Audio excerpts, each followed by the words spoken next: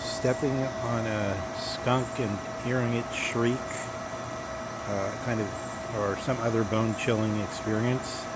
In this case, trying out a go on the thesis that the problem of not knowing what we know can stretch across from Socrates to Martin Heidegger, and also show us the ground where the search for the truth of being is still within the Platonic and Straussian region. One form of not knowing what we know is very wide-reaching, is this form of giving as an explanation something we already understand for something we don't understand, and thereby concealing that we didn't understand the first thing either, or that we only are used to it, and being very used to it, take it as making sense.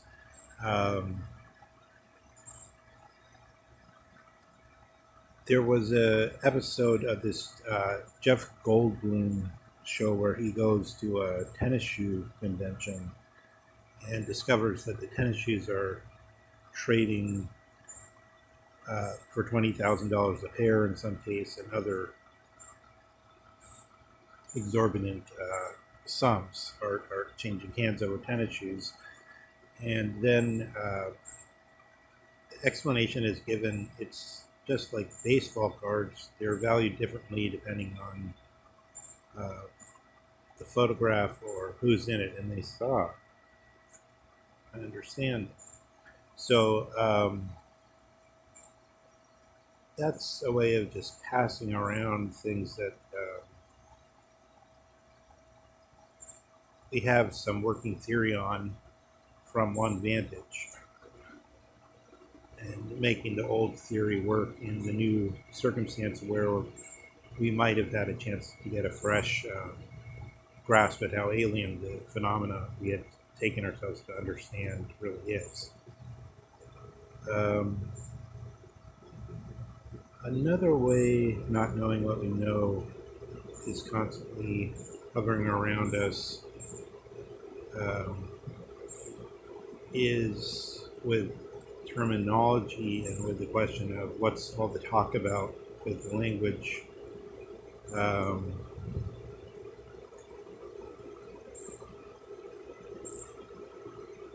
If Heidegger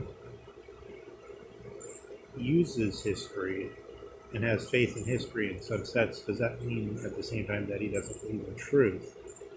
So there's a kind of truth which is tied to definitions called logical truth, which is historically the most common definition of logic is the art of making definitions. In recent times, we've got a mathematical formal logic, sort of post-Frege logic, and in a way, not quite as much Bertrand Russell stuff. And Bertrand Russell finally, however, gave out and went the Heideggerian way and just said there is no logic in the sense that we always thought there was, because it's language telling us something. What Heidegger does with logic is he says the original logic is actually rhetoric, in the sense of using things to try to get somebody to see something in the way you see it, and often in order to get them to do something.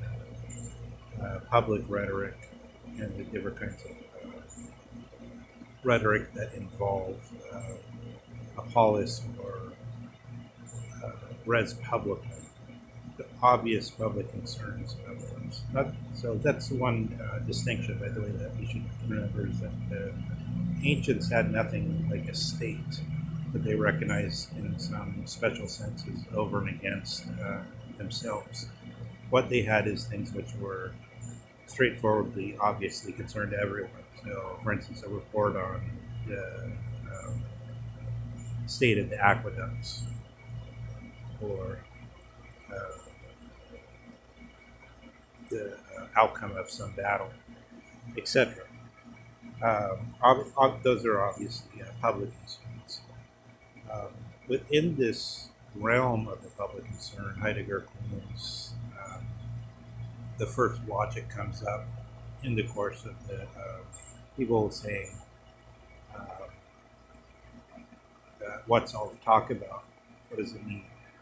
So, for instance, um, the idea of truth as giving a definition which is a logical definition in the sense of syllogistic logic, where we move from a genus to a particularly peculiar distinguishing differentiating characteristic. Um, so, of course, within animals, the larger genus, there's supposed to be one that uses language, or which, in Gambin's term, stakes its very being on language. Um, and that's what makes it peculiar, or um, distinct, or individuates it from all other animals within that sphere. Um, and this is meant to be a statement of truth just as much as it's meant to be a statement of truth that the heart has the function of pumping blood.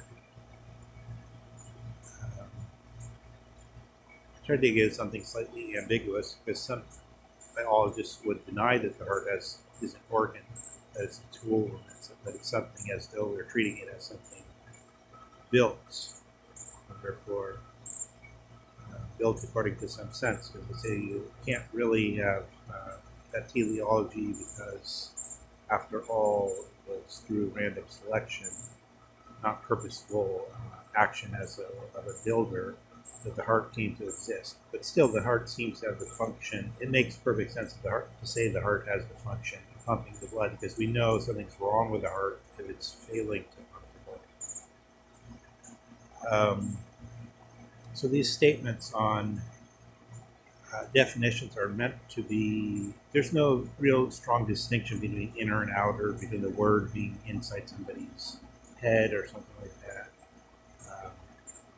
In this context, we should also remember that people didn't read to themselves until probably about the 3rd century AD.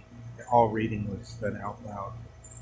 We'd sit with the scroll and say it to yourself out loud, which is now, when people move their lips when they read, this is somehow considered wrong.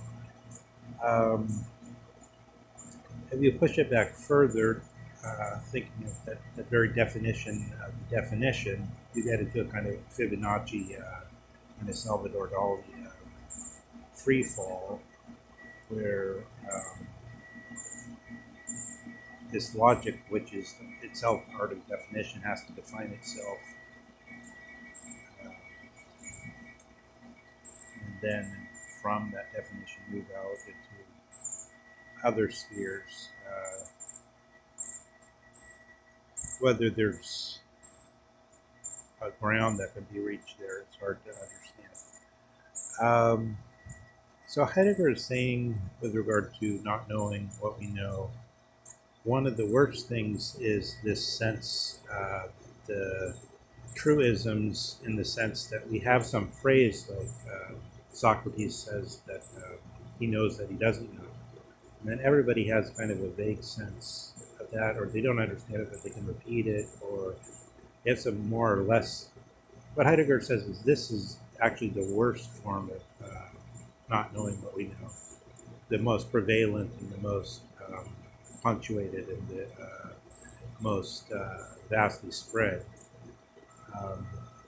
is this lack of depth of grasping the thing.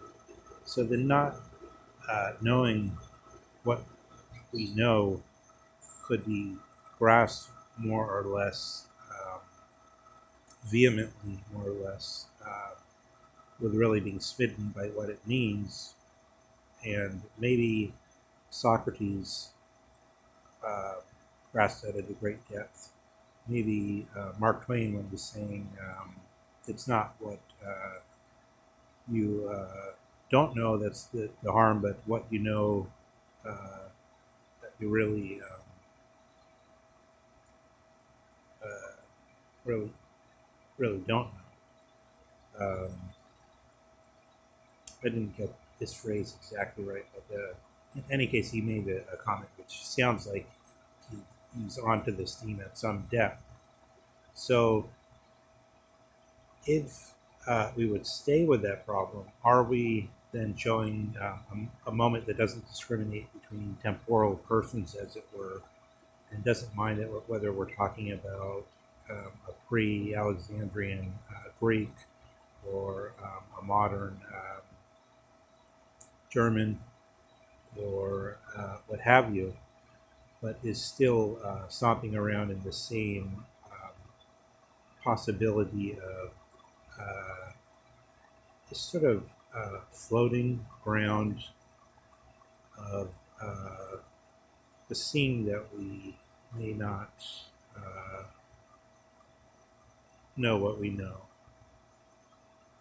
Um, and yet coming into the question not in order to make a definition in the sense where the house of being or logos says what the truth is in metaphysical senses, that it will always be available to us, but in some other way corresponding perhaps to what Heidegger says when he says the truth of being.